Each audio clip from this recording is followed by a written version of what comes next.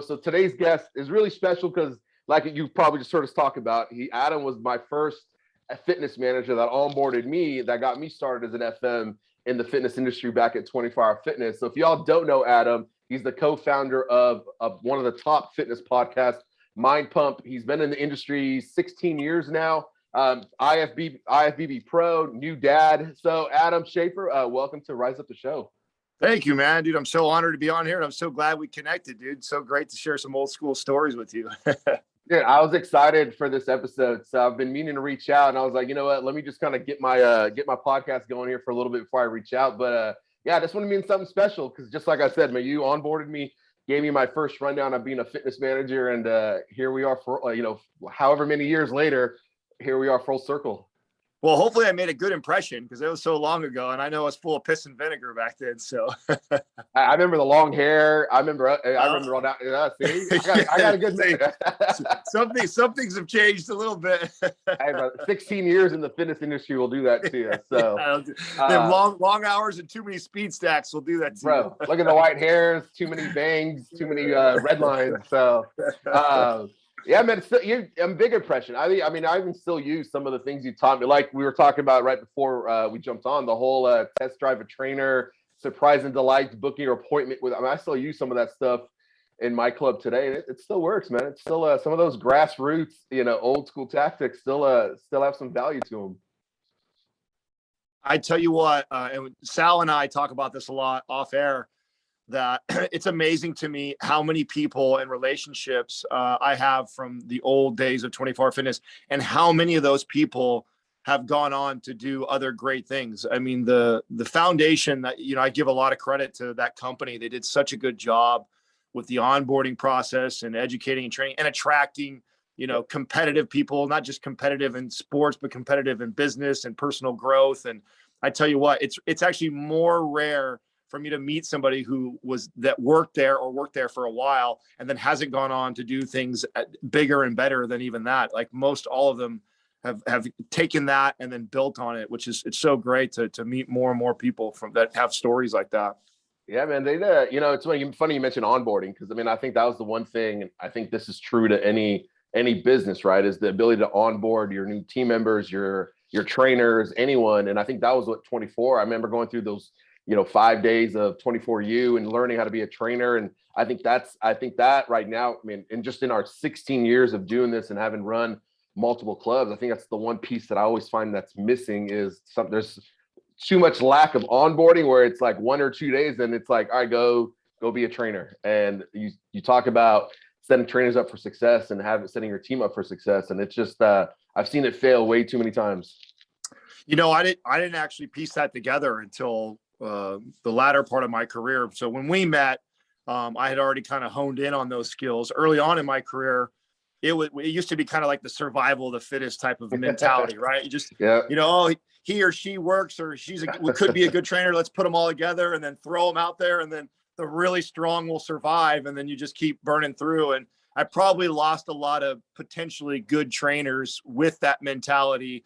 And it wasn't until later. In fact, I think it was a big corporate meeting one time, and they had these statistics. It was one of the things I loved about 24 Hour Fitness back then was they're really good about breaking down all the analytics and stuff. And I think they showed, like, if you spent 30 days or a certain amount of time or a certain amount of hours with a new employee, how much longer they would end up working for the company. And I remember it being something so dramatic that I went back to my club and I was like, okay, I have to rethink the way I do things here and really put more energy and effort into the onboarding process and developing my people early on, regardless if I know they're going to be here forever or I think they're going to be great or not, and just give everybody that opportunity. And I tell you, when I did, it was a lot of work at the beginning, but it paid off tenfold later.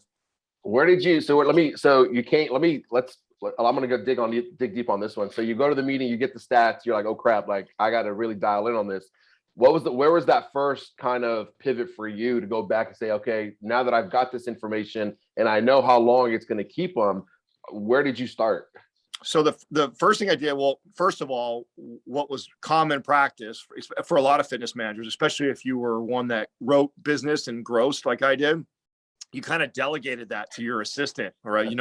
I would do the interview process and I'd say, okay, great. They're good. Send the approval up to the Ben Randalls and Butch Coopers and stuff. And then they come back. Okay. They're hired. They would get hired. I'd pretty much be like, okay, here, my assistant now is going to take you on a couple, fitness appointments, which are free fitness appointments, or fits back then. They're going to take you through some training sessions, and then in a week we were already throwing clients at them and then see if they, like I said, sink or swim. And we definitely great people figured it out and ended up working out and ended up being trainers. But again, I lost a lot of people that probably could have been a little bit better had I spent time. So the first thing I did was I actually came back, and I want to say the stat, and I don't remember what it was, but I believe it was like 30 days and so many hours within those 30 days. I don't remember exactly what it was, but I know what I did was I came back to the studio and I made a 30-day binder. And in that binder was like a layout of the time I personally was going to spend with that person every single day for the first 3 days. So that doesn't mean I didn't use my assistants and I didn't delegate some work, because I had to as the leader of the gym. And as you know, you've got a lot of things on your plate other than just training and developing. But I took it on as a goal for myself to make sure that every day I was spending a minimum of 1 to 4 hours with this new person for the first 30 days on top of whatever else I had them doing. And I did. I saw a dramatic difference. And so I took the responsibility of, okay, sales training and walking, literally hand holding them through every process that we did inside the gym, no matter how mundane it seemed doing it. It made a tremendous difference. And then even like, this sounds stupid, but having like this, and again, I think I read in a book somewhere else, just the importance of when somebody onboards, the feeling of like them receiving something or joining a team. Yeah. And so, I made a t-shirt thing and we presented it in this cool, like gift wrap bow. And, I tried to make it like a big deal.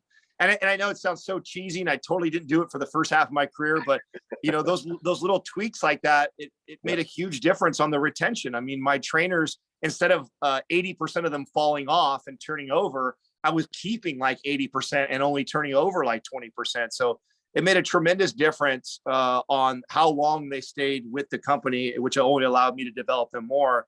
And I took the responsibility as the leader of the club of, okay, I'm going to be the one and make sure that I teach them how I want things to be done in every process that they'll have to do as a trainer. And the success rate, and then the speed that they got up to, filling their schedule was much faster than what it was before that.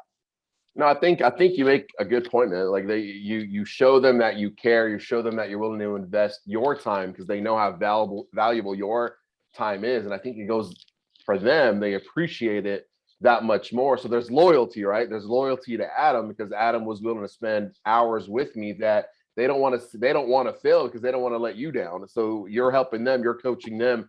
And, I kind of use that idea as well. When we onboard a trainer, the first book they get is How to Win Friends and Influence People.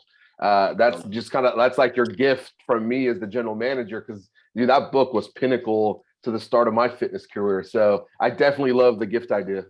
The other thing is too, and by the way, that's one of my all-time favorite books too.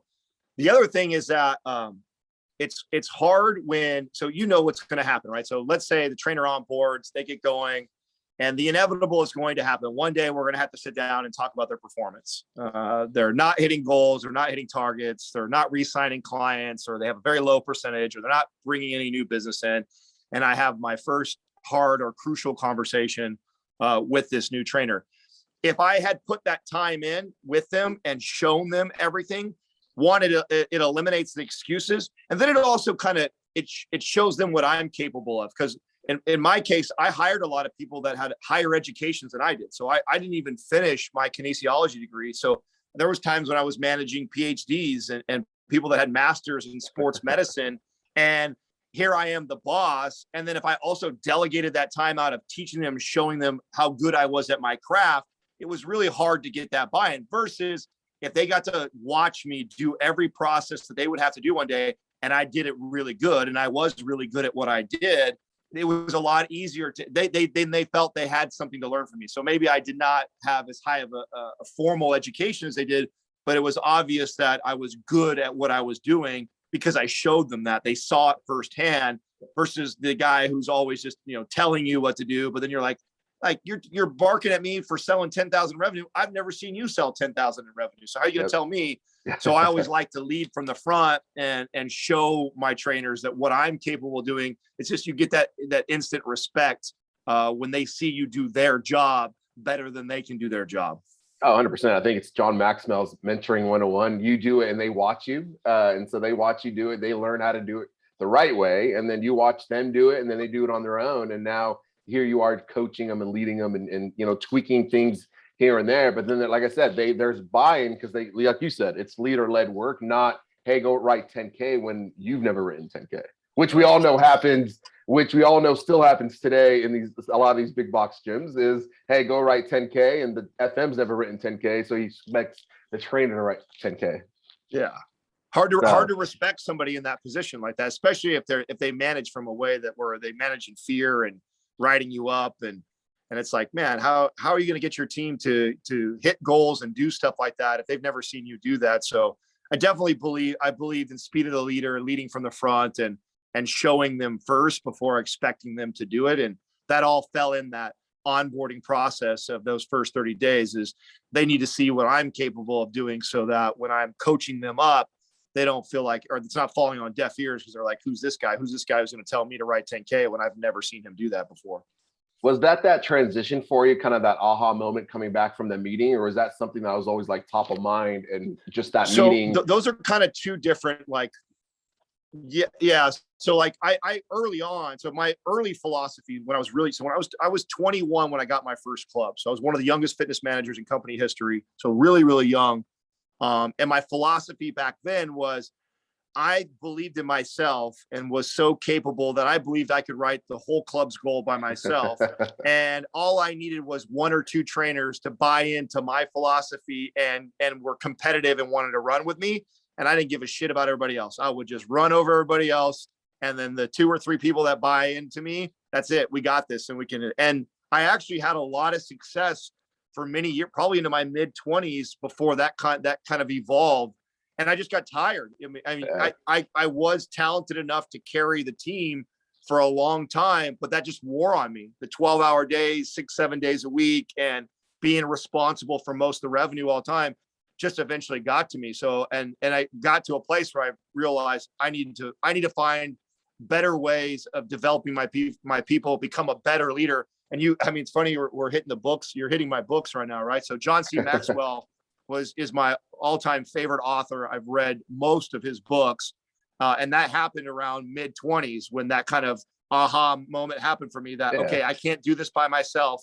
I've got to get the rest of these people bought into me. And I started with the book, John C. Maxwell's Developing the Leader Within, and then Developing the Leaders Around You, and then 360 Leader. And then I went down the rabbit hole of all of his books. And that was that pivotal moment that got me to start looking at my team more and trying to develop them versus spending so much time on being the great one and carrying the load. And I tell you, it was like, I remember on my way out probably around when you met me, I actually thought work was so easy compared to what it was the first 5 years. I felt like I worked less, I tried less, and I was more successful, but that was because I learned to do it through my people versus carrying it myself.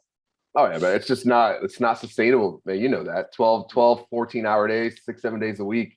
You're going down the burnout road real quick. So it's one of those, and you mentioned, the great success at 24 Hour Fitness, right? Youngest FM had a $100,000 club, which was kind of the pinnacle when we were at 24 at that time, was get those $100,000 clubs. You built the team, and then it was like, all right, it's time to move on. And that transition for you, I want to touch on that because I think that's a big piece to anyone listening to the show. Is I call those like rise up moments, right? There's rise up moments in your life that because you took action on that moment, it led you to this different trajectory in your life. And so for you, talk to us what was that kind of space between leaving 24, co-founding Mind Pump, kind of what was happening there? Wow. There's a lot there. And I'll tell you, to be honest, I think I stayed at 24 Hour Fitness 3 years longer than I should have. And what I mean by that is that I think 3 years prior to that, I had kind of reached my peak from there. I had got everything I could from my peers, from my bosses that I felt that they could give to me in my development as a leader, as an entrepreneur. And I really felt like I hung around because I liked it. I loved it. I mean, I love the gym atmosphere. I love the competitiveness.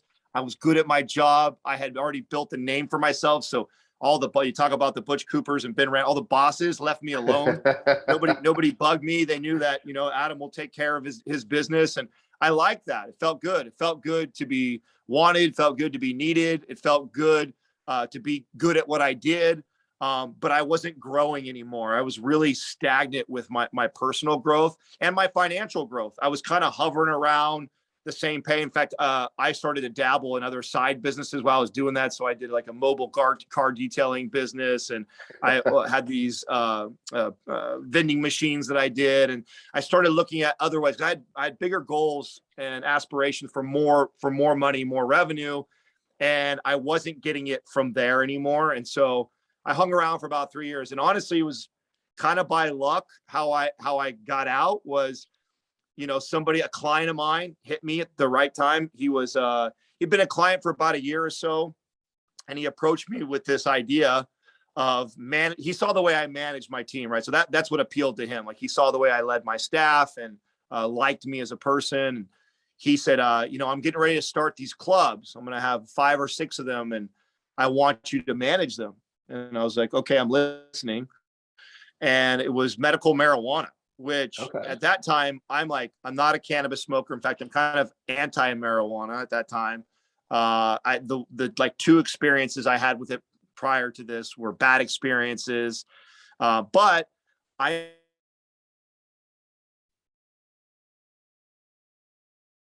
talking like 10 plus years ago right now. So it's happened in LA. LA is starting to explode. And the Bay Area is kind of the next place in California that's going to start doing these cannabis clubs. And so I do recognize the trend. I recognize where this is going. And I had a couple friends that were interested in it. And they had told me before, we should consider this. And I was like, I don't know anything about marijuana. And he's like, that's the reason why you'll be great at it. You don't want to be great at doing marijuana because you don't care about it. Right. So, I considered it, and then he called me on a weekday one day and had me meet him down at this nice restaurant inside the Fairmont. And I'll never forget, we're sitting there, and he kind of presents to me, and he slides over a piece of paper. It was folded up, and I open it up, and he says, "That's how much money I expect you to make in your first year." And it was about 5 times more, almost 5 times more than what I was making at 24. And I was a 6-figure good employee. So I was blown away by that offer, that I thought, okay, even if this is something I don't want to do, that amount of money, I could do it for a year or 2, and then I can pivot into something else, or who knows. Right. And so I left in pursuit of the dollar, in pursuit of making more money, and fell into that. And it didn't pan out the way that it was supposed to. I didn't make that dollar amount that he claimed I had. And that's a whole nother story and podcast, and maybe a novel one day, talking about my journey through at that time, a very gray market and scary time to be in medical marijuana. I mean, I was literally, I was the first 2 of the first 4 clubs ever in the Bay Area. So it was very risky. It was very scary. We started at $0 and sitting in a building with no patients walking. And my buddy and I built it up to making millions of dollars out of that place, and did really well. But I had partners that were from the black market side. They were the ones with the connections with marijuana. They're the ones that could grow. Me and my partner, my buddy, my good friend, we were the legitimate business guys that were going to run the club.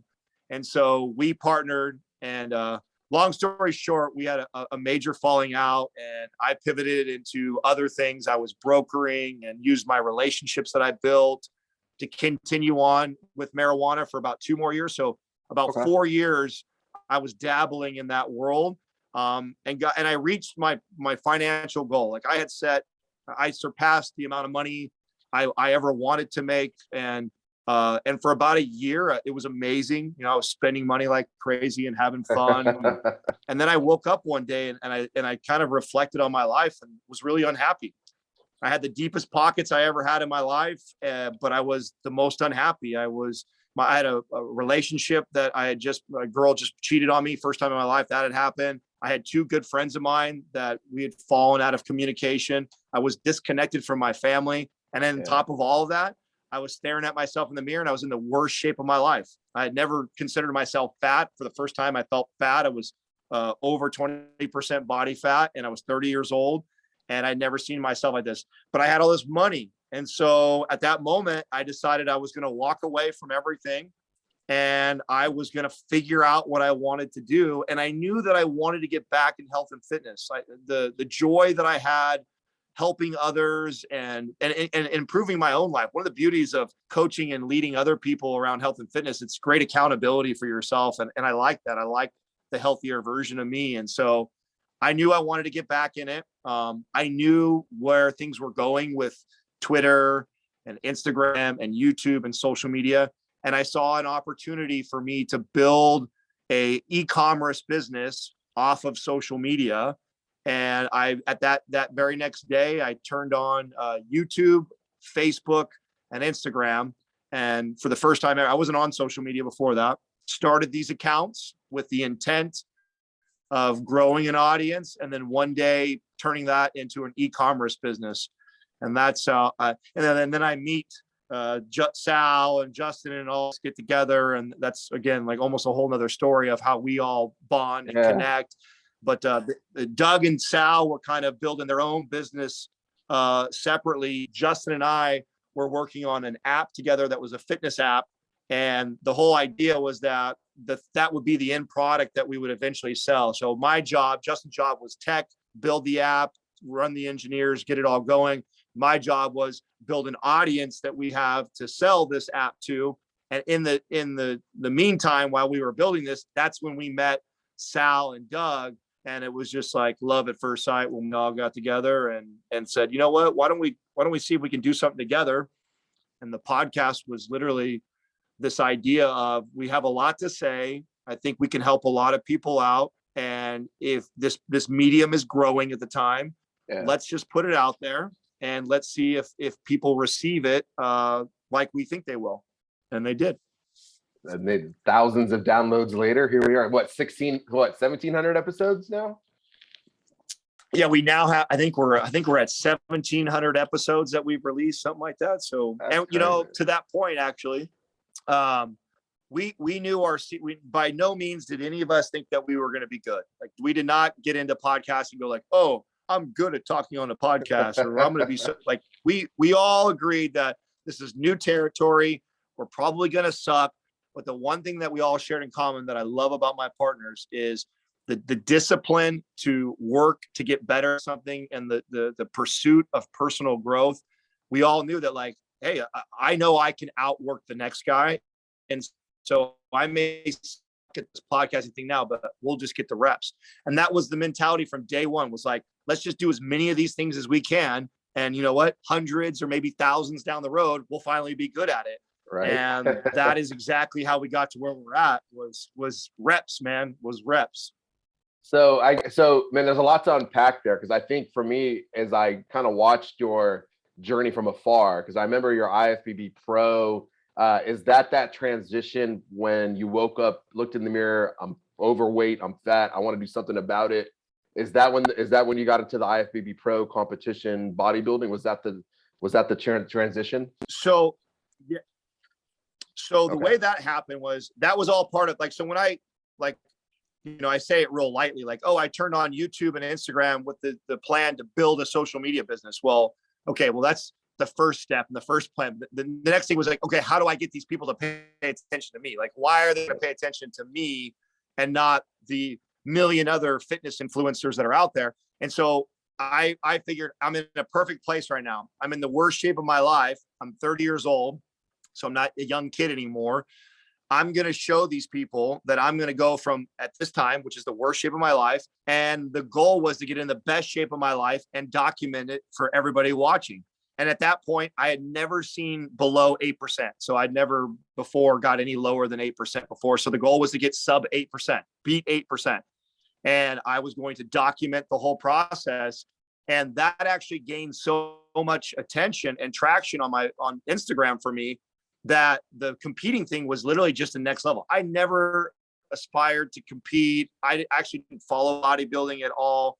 I'm not really into it, to be honest, but so many people were so fascinated by how I transformed my body, that the next kind of natural progression was, okay, you're pretty good, you can transform your body, but now can you compete with that body at the highest level and outperform or outdo a lot of other people? And, you know, so that's when I got the competitive fire of, okay, I'll figure this out. You know, I've never done it. I don't know much about it, but I know how to diet. I know nutrition, right? I know training very well. So I can do that. And so that was the idea, was I was going to just compete. And then I competed, and then I got the bug a little bit because I'm competitive as shit. I want to win at everything I do. And I didn't win my first show. I think I took a 4th place on my first show. And so I had the itch to go out and win. And then after I won, well, fuck, why don't we just take it all the way and go to the professional level so nobody can say anything, right? So then we went to USA's, and I chose to go to the biggest national stage, the hardest stage, because I wanted, again, the competitive side of me. It wasn't just about becoming a pro. It was like, I have this chip on my shoulder kind of when I'm competing with myself.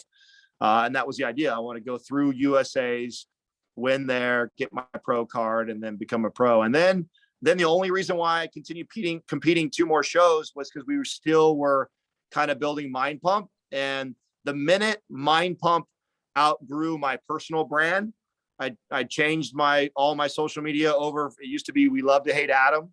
I changed everything from my personal brand and name to Mind Pump, and then never looked back and never competed or even thought about doing it again.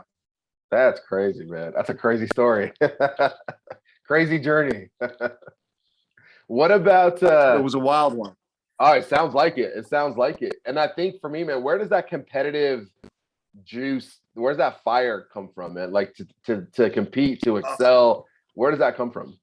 You know, a lot of it has to do with my childhood. I was an underdog. I was never the athletic kid. Like, I love sports. I love watching sports. I love playing sports. But I kind of have this awkwardly shaped body for sports. I'm not built for, maybe swimming is what I should have done, and I didn't figure that out until I was much later. So I never swam competitively. So I really wasn't that great, but we also come from something where we didn't have much. And my mom was a fighter. You know, my dad committed suicide when I was 7, and she raised the two of us kids, and then remarried into an abusive relationship. So I watched her survive through that.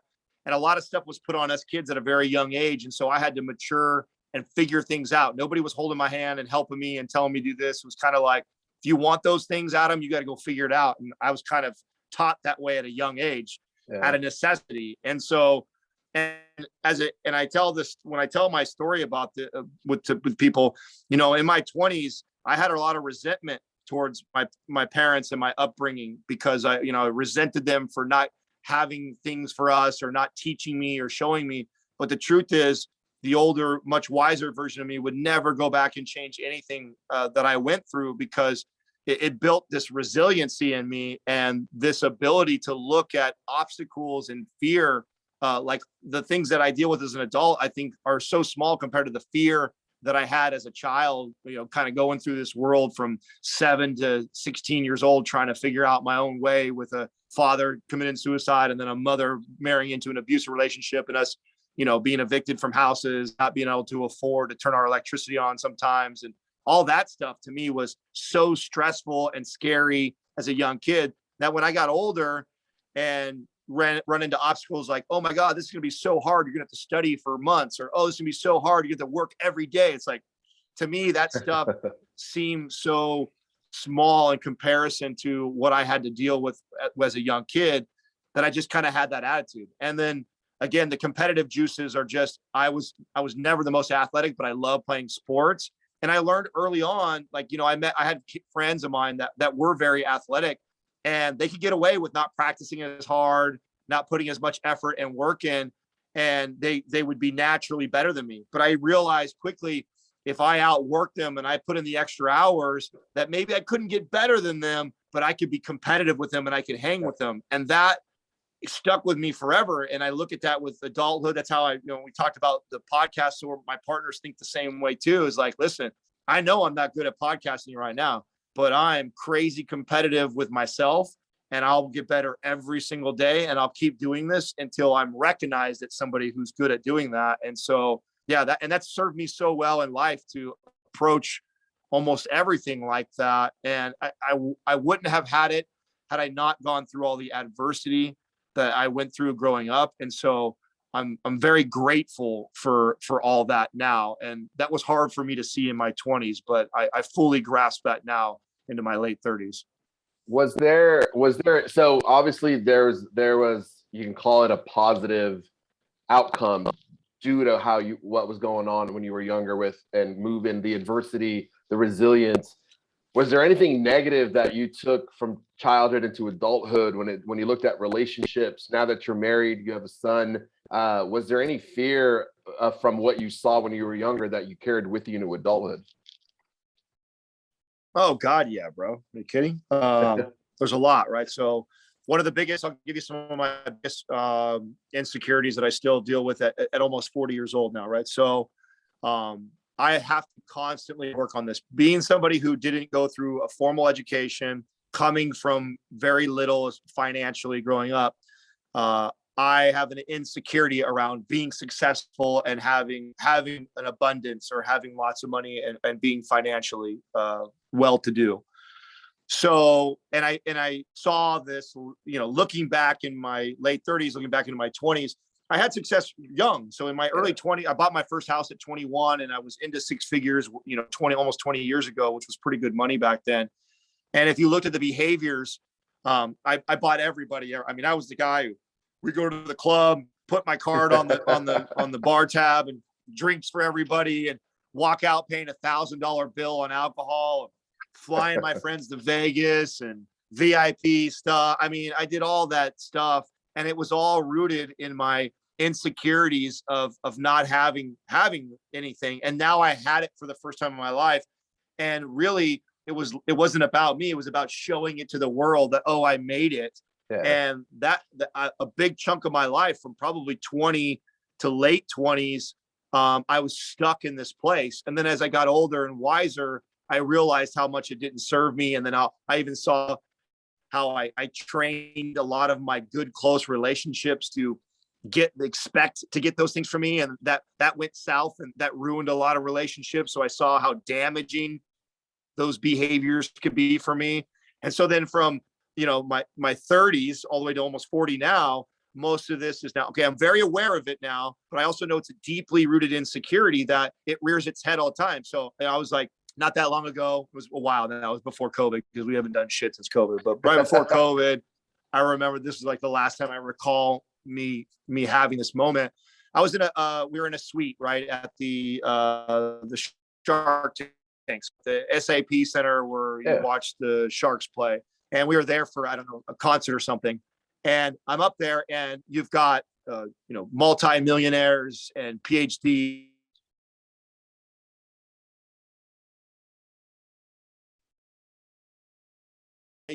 I find myself sharing my bankroll or sharing the success of the podcast in conversations when maybe someone doesn't even ask that specific question. And I know that that's my insecurity, right? Like, it's still rearing its head. So even though I'm aware of all of it, maybe I'm not spending and being an idiot. Like, sometimes if you put me in an environment where you're going to challenge that insecurity, it still is there, and it will surface. And I have to catch it. I got to catch it in the moment and be like, no, there's no reason for me to share that information or say that. They didn't ask me that. Why would I divulge that? It's an asshole move. So, that's something that goes all the way back to my childhood, that even though I'm aware of it, I know it's an insecurity. It's still there, that, I still have to constantly to work on that. And then you pointed out the relationship thing. Katrina and I have been together now 11, going on 12 years. We have a child together, and we have plenty of investments and stuff together, and she has access to everything, but we're still not technically married. Now there's some other reasons for that, as far as like, I want to do something really special and unique. And we're at a place where I'm almost there where that's going to happen. But leading up to that, a big part of that had to do with, a fear of not wanting to make the same mistake that I watched my parents make. My mom married into two relationships she probably shouldn't have married into. My stepfather he's like on his 6th marriage right now. Like, wow. I mean, I saw that growing up. And so I was, to a fault, probably way more resistant to settling down and committing like forever, that, okay, if we're going to do this thing, I need to make sure like you're the one that you're going to ride or die forever, because I don't want to fall in the pattern of the behaviors of my parents. So I was it's a good thing, because I think it's amazing, because I landed somebody like Katrina, and I probably would have never found her if I had bad relationship behaviors. But to a fault, I think I probably could have settled down with her a lot sooner than what I did. What, I heard you on I was listening to you did a podcast about, for dads and being a dad, and you talked about the relationship with Katrina and your guys' communication. And you mentioned she was great at one of her strengths is her ability to communicate. How has that helped you with some of the challenges you saw when you were growing up? How does that help you now in your relationship, knowing that she is a great communicator? What do y'all do to those triggers of because you resort to what you saw when you were younger, or we tend to, right? That was what I saw growing up. So that's what I think is right. How do you two now work it out to where you don't, you might have heated conversations, you might argue, but it doesn't explode into this crazy like fight or we're throwing things at each other or anything of that? So I'm actually two types of people I think end up happening out of like seeing a marriage like my parents, right? Either one, what you alluded to, which is those behaviors become embedded in you, whether you realize it or not. And, as a default, it comes out when things happen. Or you are the opposite, where you become so extreme, the opposite, that you don't want to be them, that you're not. And that was more me. So, and same thing with my sister. So my sister, who's 1 year younger than me, her and I are both like this. And then the two younger ones have picked up some of the parents' behaviors. Okay. So for me, like when I was in my 20s, like if a girl raised her voice to me, we could be living together. She'd been with me for 1.5 years, living in my house with that. And she raised her voice to me, and I'd be like, pack your bags, you're done tomorrow. Like literally like that, like cold as ice. The next day, no, let's talk it out. Like you yelled at me, or you swore at me, or maybe if someone came at me physically, like that was so not tolerable. And I wanted nothing to do with that type of behavior, that I was so resistant of anything close to it. So luckily for that, Katrina and I, like that's never been a thing. And because of that, I've worked a lot on self-awareness and communication. Like that stuff is really important to me. Like, so I've worked on developing that for a very long time. And I actually think that started even as a child. One of my crazy memories, and I've had to tell this in counseling sessions plenty of times, right? So one of my craziest memories is, and I remember telling a counselor this, and I was saying it like it was no big deal. And the counselor's like, you do realize how unusual that is, right? And I'm like, oh, it didn't feel like that. He goes like, half on your age, right? He goes, yeah, that's not a normal 8-year-old thing.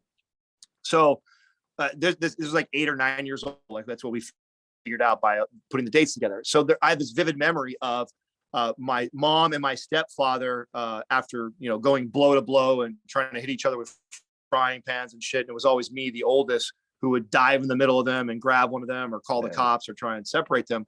But I have this vivid memory of, sitting the two of them down on the bed and coaching them on how to communicate together, and how to get your point across, and then how to listen, how to let the other person speak and then listen. And like, that was my life, was trying to help my parents figure that out, because the house was so volatile with fighting and arguing all the time, that again, out of just desperation and necessity, I had to learn this, because they weren't learning it. Yeah. And I have that memory, and it goes back to 8 or 9 years old. Now that I have a child, I go, oh my God, I see my kid, like, and my, Sal's kid, Justin's kid, he has a kid that's 8 years old right now. And I think, oh my God, at 8 years old, I was sitting my parents down and trying to talk to them about communication. So this is something that's been embedded in me for a very long time. Right. Yeah. So over years it's developed. And part of why I fell in love with Katrina was it was the first time that I had met a counterpart that had worked on that skill as much. And her family is big on communication, and her mom has taught her that really, really well. And so we have a really cool dynamic relationship like that. We just had a conversation like this 2 nights ago, right? That if we feel the vibe is even off, a fight doesn't even have to happen. If I just notice that Katrina's quiet, or maybe I'm short, or I'm not into something we normally do, we normally will like, hey, tonight, let's not watch TV. Let's go to bed early. Bed early either means we're gonna have great sex that night, or we're having a talk, right? So one or the other, right? So, right. so if it's all good, it normally leads to both great talk and then that afterwards. So we sit down and we're having a discussion, and a lot of times we're figuring it out together. Like, hey, hon, you felt off the last couple of days. Is everything okay with you? Is there anything going on at work? Is there anything bothering you? Is there anything that I did that made you feel this way? So we've developed this so much in our relationship that we catch most things well before they get really, really bad. If one of us notices anything out of the normal as far as behavior around each other, then the other one's pretty good about kind of calling a meeting together. And, together we'll sit there and we'll talk and we'll unpack. And sometimes like this last time, like neither one of us could put our finger on it. Like, well, no, I think I'm fine. And then we start talking about, well, when we were getting into that conversation about work, I felt like sometimes you just don't respect me the way, I am. I know you're my wife, but at the same time, I am the boss in the situation. So when we're talking to work and I tell you I want something done a certain way, and then you respond to me like this, so we started doing that. And, okay, I get what you're saying. I can see where that I can come off that way. Okay, well, that makes sense. Cause then, when you were talking to me the other day about doing work, and then you made it seem like what I had to do later on was just small compared to what you had to do right then. I said, oh, okay, well, that makes sense, because that's probably my natural response to feeling that way from you. And so, that just happened 2 nights ago. Like, we feel someone off, we communicate, and then we're on the same page again. It's pretty cool. I love it. So how much, like that takes such a great, because I referenced this because I was listening to your podcast with Mind Pump around the alpha male and the vulnerability piece, right? Because it's been, typically that whole alpha male lacking vulnerability, can't show vulnerability. How much for you, man? Like you just from what you just shared, you've got there's a level of vulnerability to being quote unquote an alpha male, being able to communicate, being able to get vulnerable. Why do you think so many male guys struggle with that? Because I think it seems almost taboo, right? To be sensitive and vulnerable and show weakness. And at the same time, you need to be this strong man. So, and I think a lot of that falls on the communication of fathers to their boys. Probably why it was an easier transition for me, because I lacked a father figure. I was raised more by women and my mom.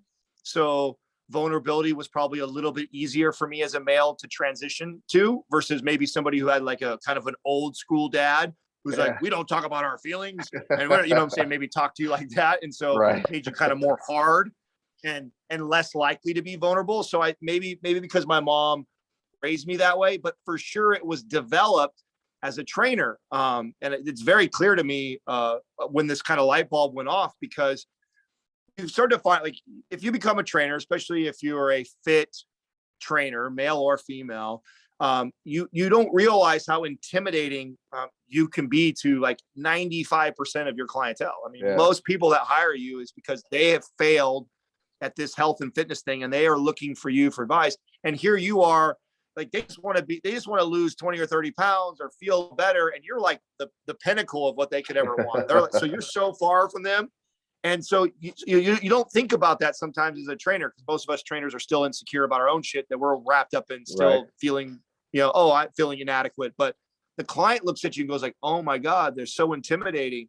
And so I realized that the more vulnerable I was with sharing my insecurities and my struggles in fitness, even though it may be different than yours, Susie, and you want to lose 50 pounds, the same relationship that you have with food and exercise and you struggle with, I have too. It's just the reverse. I was insecure about being the skinny kid and I couldn't add muscle. So I gorged and stuffed myself. And so believe it or not, we have a lot more in common than you realize. And, you know, it's a lifelong battle, and I've had to do all these steps to work towards that.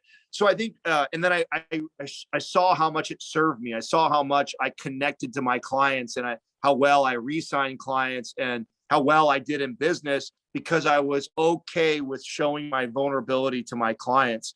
And then the same thing goes in leadership.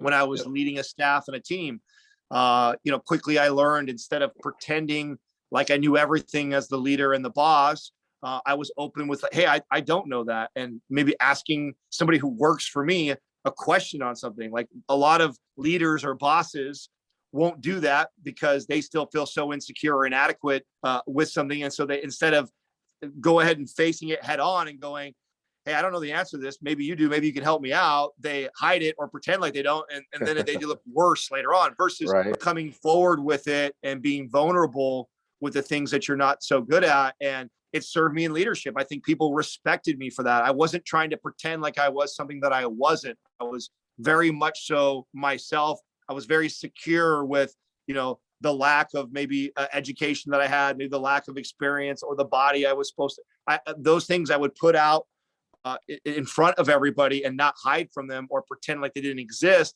And I think I got a lot of respect, not only from my peers, my coworkers, the people that work for me, and then also my clientele. And so it served me in business a lot to be able to show that. And I just think that it's a practice, you know, like true vulnerability.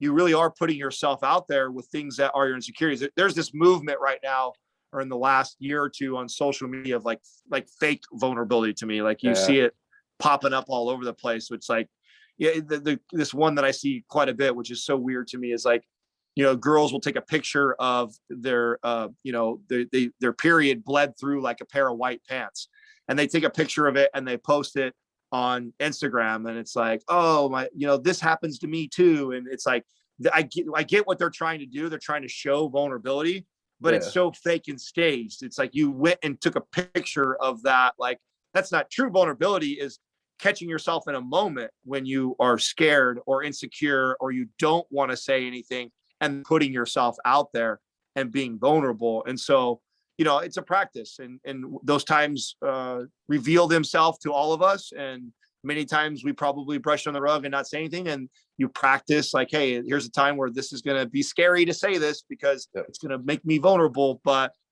I'm just going to do it because it's the truth, and I'm being real and I'm being authentic. And so I'm going to go ahead and go with it. And so it served me to do that. And I learned that early on.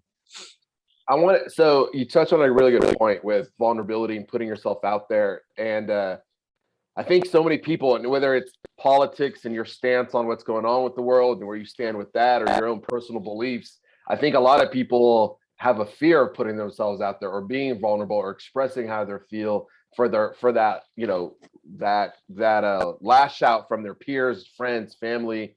How does somebody, and I know there's not the perfect answer, but what can somebody who wants to share or express how they feel do it? But how do you handle the backlash that might come from putting yourself out there? Well, there's a few things there too, though, right? So one of the things you have to be careful of, right? Like with receiving backlashes, and okay, I have something I want to put out there or say. Sometimes too, the things that motivate you to say or do things aren't always coming from the purest place too. So I think the first thing you have to do is unpack your own motives, right? Like one of my favorite things, and I believe this is Napoleon Hill. I don't remember what book it came from, but I'll never forget one of my good friends, and who was a GM who worked with me when I was in my early 20s, used to always teach me this, and it also served me, which was desired outcome. What is your desired outcome? Yep. And he served as such a great mentor for me, because there'd be times when I get really heated and I want to say something, you know, and I want to speak my mind, speak my truth, whatever. And And he would challenge me and go like, well, what is your desired outcome? Oh, I'm fucking pissed. They did this, they did blah, blah, blah. And I would go off and he'd be like, okay, that's great.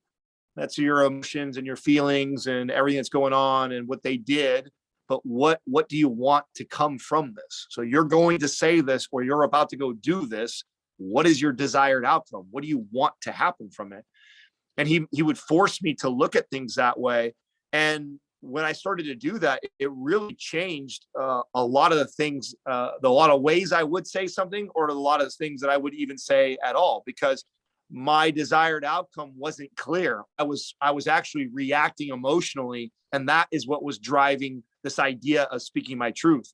And that was a little bit of a challenge for me, because I felt I was such an authentic, radically honest person who speaks his mind and is vulnerable and is not afraid to put things out there. But that doesn't mean that I'm also not, I can't be infected by emotions, right? It doesn't mean that my own emotions, insecurities aren't firing and don't drive that desire to say something. Absolutely, that happens to me too. And so learning to take that kind of deep breath and go like, oh, is this thing that I want to put out there or say, is that because this is really how I feel passionately and I want to stand for something and I think that's important? And that's what I want to do, is I want people to know that these are my values and these are my non-negotiables. And so I'm going to put things out there. Hey, if that's the case and you think that that's your desired outcome, then by all means do it. But then some people do, or about to do something like that. And when you ask them to unpack that, what's your desired outcome? They don't have one. You know, or they have one and it doesn't align with that. Like you'll have somebody like, and I love this for like talking about the husband and wife thing. Like, okay, you have something that you're disagreeing with your wife, and it's a fight or an argument like that, and you're about to say something to her, and then if you can stop for that moment, go like, okay, your desired outcome is you want her to help you do this, but you're about to say this to her. Do you really think you think you're going to get what you want from that? Like, you know, and most people, if you can stop them in that moment and make them unpack their desired outcome, a lot of times they wouldn't say the shit they're about to say, and they would rethink that. And a lot of that's because we say things and reactions to our emotions more so than what our desired outcome is. And so somebody who's feeling challenged with putting themselves out there or saying certain things and afraid of backlash, the first thing that I would do is I would check what is your desired outcome and make sure that aligns with what you really want, and that aligns with your true values. If that's your true values and that's really, and your desired outcome is that you want people to see that this is my value, this is my non-negotiables, then by all means put it out there and stand with it. And the truth is, if you do that, you may divide and you may have some hate, but you're going to attract the people that align with you and see the same views and values as you do, which is how Mind Pump was built. One of the reasons why we don't get hate, everyone always said like, oh, wait till you get to a certain size, you get so big, you're going to get so much hate and all this stuff like that. We really don't. We don't get a lot of hate, but a lot of that is because we have shaped our audience by being authentic and being ourselves and being radically honest. That's our core values in our business. By being that way, we've attracted our customers, the people we like. The people that are paying attention to us are probably people we really, really like, because we've been true since the beginning.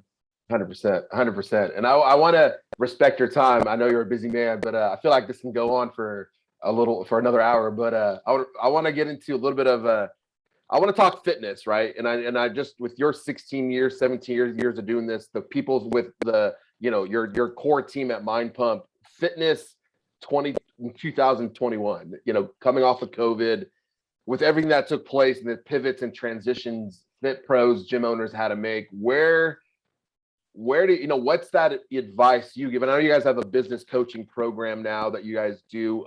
What's some of the advice you can share for anyone listening to this that is in that transition, still struggling, even though we're you know, think some places are open? What's some advice, some maybe some coaching, something you can share? And where do you see fitness? Where are we headed in fitness in this next year or so?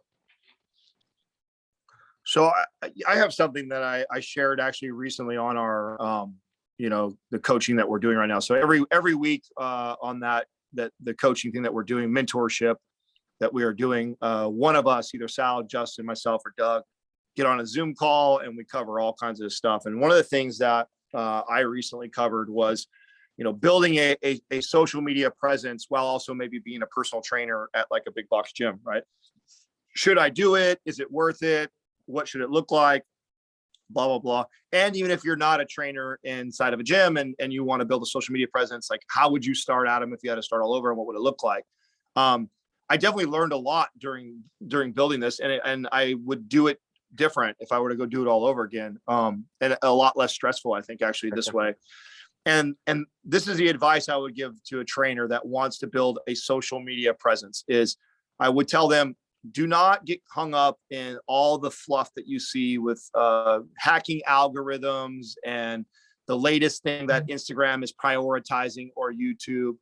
The main thing that you should be trying to do if you want to build a social media presence in order to build a business or complement your current business, then the desired outcome or the goal of the social media platform is to add value. And the way I would do it is, and to make it easy, is I would concentrate and focus on my current business. So maybe my clients in the gym, or if you're virtually training, your clients online.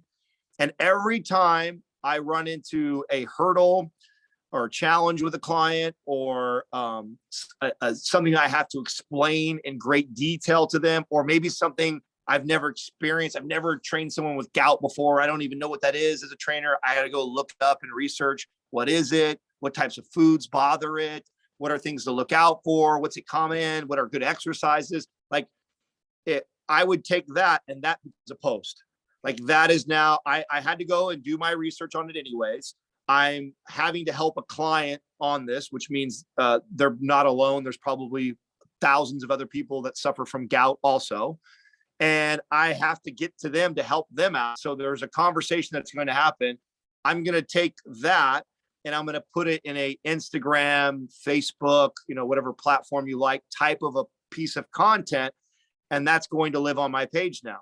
And the idea of that is I'm going to service my current business. So now my client has something to reference, that we talked about and go back to that pertains to them specifically. And then it also allows anybody out there in the social media world to know that I'm a trainer capable of helping somebody who has this specific issue.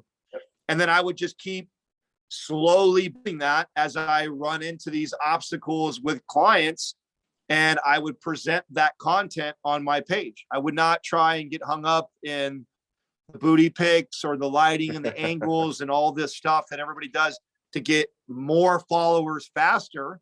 I would be more concerned about gaining one or two people that are specific to what I'm good at or what I do or what I know about, and focus more on that. And that, I think, it'll, at the bare minimum, even if you don't become a social media influencer and have a huge 10,000 million followers on there, you, at the bare minimum, you have a great resource for your clients or potential clients, or if you're working in a gym atmosphere that others trainers clients can reference and look at.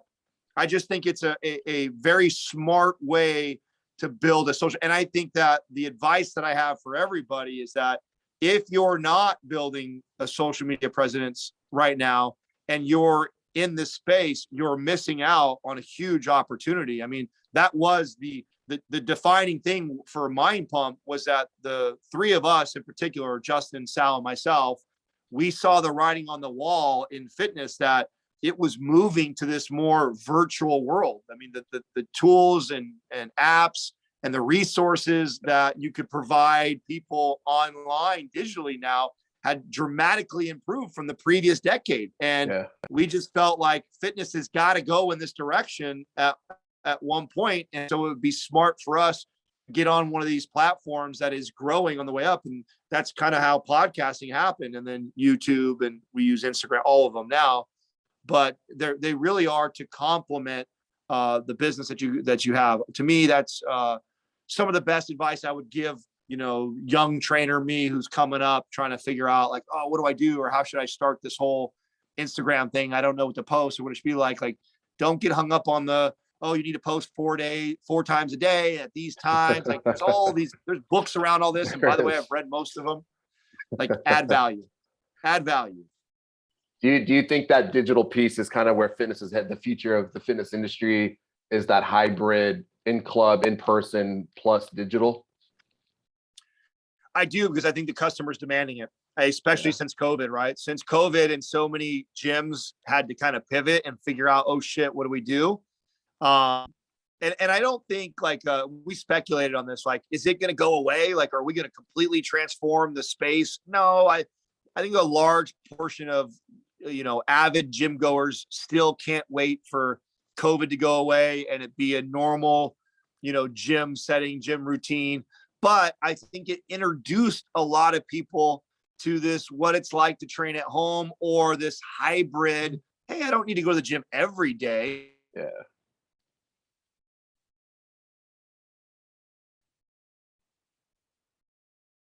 Something that everybody who's an entrepreneur will have to somehow accommodate these people in both ways. for sure, for sure. And so I think, man, I mean, there was a lot of great insight, a lot of great action steps shared today. I want to respect your time. I want to say thank you for the opportunity, man. It was definitely I was excited for this episode. I know we had to reschedule a few times, and it just comes with running a club, but I definitely appreciate this. Meant a lot to me because, like I said, this was a full circle interview for me. So thank you for making the time to jump on the show today. Bro, I was great. And we'll do it again, man. I promise you. So if you want to run it back down the road, just shoot me a message and we'll definitely get back on and chop it up some more, dude. So it's really cool to see where you're at and what you're doing and stuff. And I'm so glad we got connected. I know sometimes people can get buried in my DMs and stuff like that. And I'm so glad you got through and we got connected.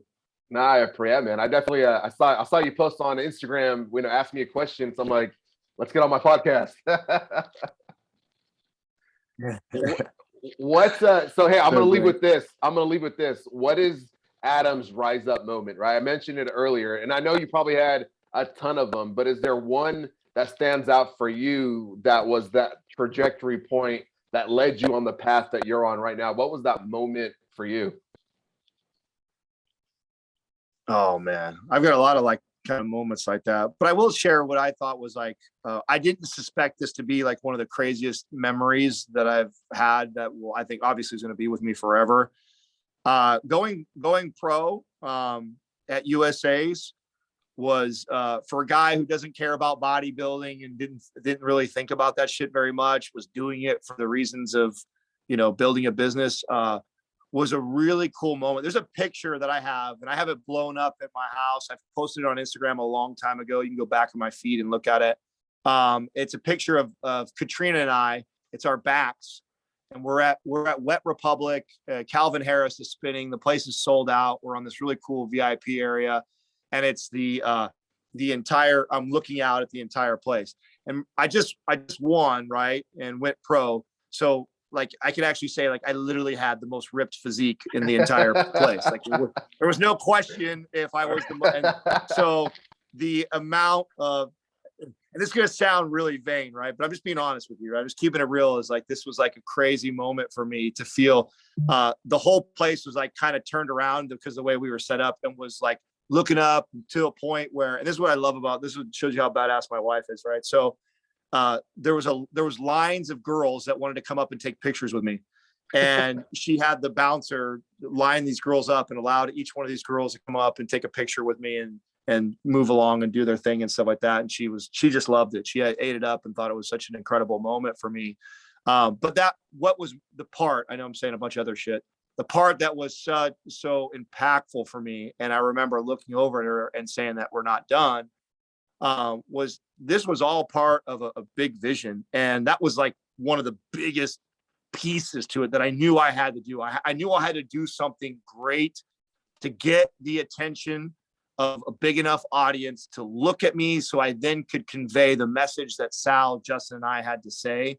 And so chipping away and hitting that first big piece to this thing, knowing that this is something that I felt I needed to do to make this business really successful, and knowing that I kind of took on what I thought would be the hardest thing, right? It took years to do that. It wasn't like overnight you get to go do that. So it was, 3.5, almost 4 years of sacrifice and discipline and consistency to reach that level and to achieve that, that was a really good moment for me to feel that. I don't think there's anything else in my life I've ever disciplined myself so hard for so long than that. I've done a lot of things in my life that I've put my head down and been able to grind. Remember when we started the cannabis clubs, I worked 174 days without taking a single day off. And that was like a milestone for me. And this trumps that. Like, I mean, training for almost 4 years, day in, day out, and tracking food without a miss.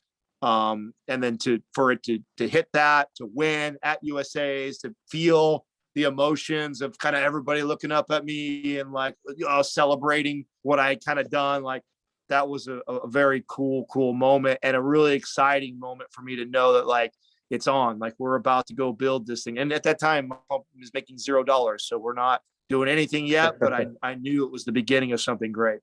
Man, I got goosebumps you sharing that story. That's awesome, man. Well, hey, if anyone wants to get more about you, find out more about Adam, Mind Pump, the mentoringship that you do, where can they reach out to?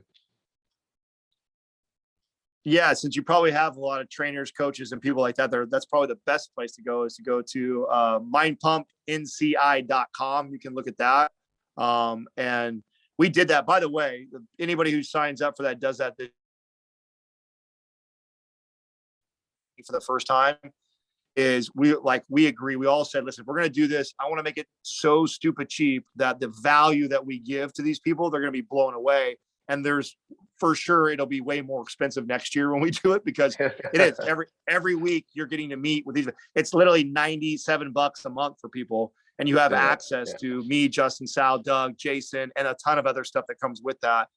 So the idea was make it super affordable for anybody who is either a trainer already, aspiring to be a trainer, and help develop their skills. Whether you work in a gym or you work privately, we address all the things to help them out. So if I was in a drive to anything that's revenue related, I'd say go check out all the free stuff we have. Like, we have a website dedicated to all the free content we do at mindpumpfree.com, which is full of all kinds of white papers and free content that we've created for all the goals that you could think of.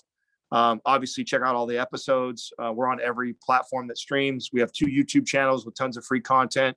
We have a blog that goes out every single day.